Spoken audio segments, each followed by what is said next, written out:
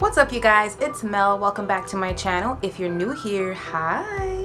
So about 2 years ago, To All the Boys I've Loved Before came out and it blew up. In 2020, Bridgerton came out on Christmas Day and that blew up. What these two have in common is the fake relationship trope. And that made me think about, why do we love this so much? I haven't known any people IRL that actually do this. They come together and make this plan to fake date or have a fake relationship. So I think it makes the escapism that much more fun to watch on screen. Unlike other tropes like the enemies to lovers trope, where these two people who hate each other slowly grow affection for each other. And I just feel like in real life, sometimes a guy is just being mean. You don't fall in love with each other. In these two examples that I'm gonna use in this video, Bridgerton and To All the Boys, usually both of the couples are coming together because they're trying to get something out of the situation, whether they want somebody to leave them alone, or they want somebody to find them attractive, or they want to make their ex jealous. They usually have their own agenda, but it's very clear to the other person why they're doing what they're doing. And of course it's predictable to us because it's a romance, so it's inherently predictable. They're going to fall in love, but that's not what makes it interesting. For me, in these types of movies or shows, what makes it fun and interesting is the journey there. Why do they fall in love? How do they fall in love? And that is really fun to watch. It's all about the look. It's the way that he looks at her. It's the way that she looks at him.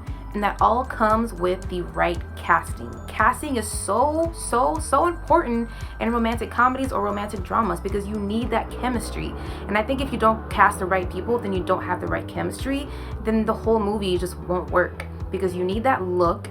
And then you need to believe in the chemistry so that when they're talking to each other, you actually see it in their eyes and the essence and the energy of them actually coming closer together. That way, like any little thing, like even like the light touches become like electrifying. So that's why when you see moments like in Bridgerton, when Simon is dancing with Daphne in episode 2 and his hand is like slowly grazing up her back,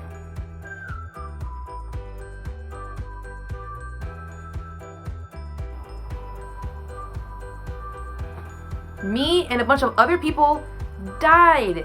And it's funny how a scene like that is just as hot as a sex scene, because it's about that tension and that chemistry. Another thing that I love about these movies is that they usually show that there is a growing friendship before even the romance starts to set in.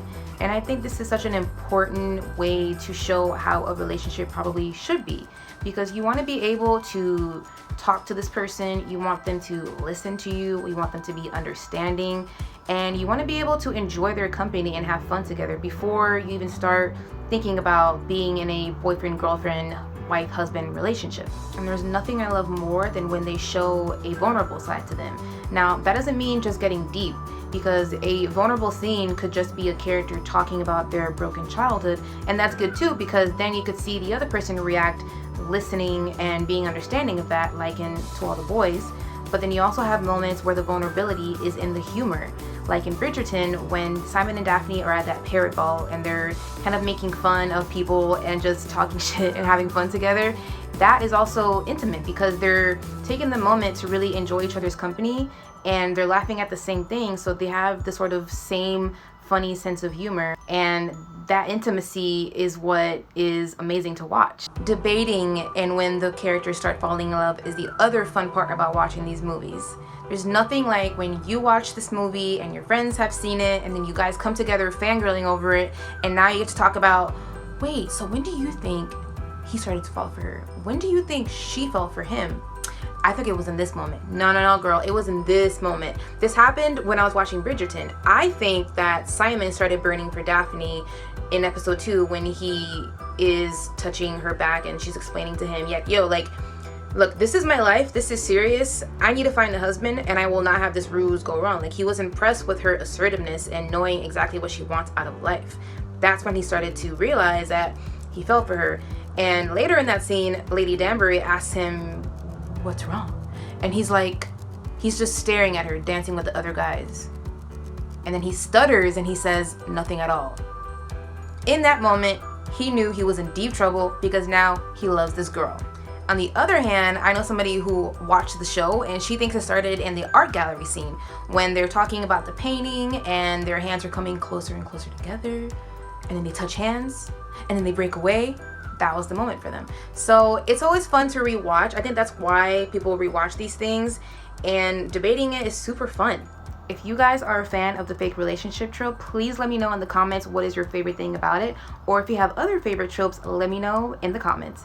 Thank you so much for watching. If you like this video and you want to support this channel, please hit the thumbs up and subscribe. It will really help me out. Catch you guys next time. If you guys want to join my movie group on Facebook, the link is in the description.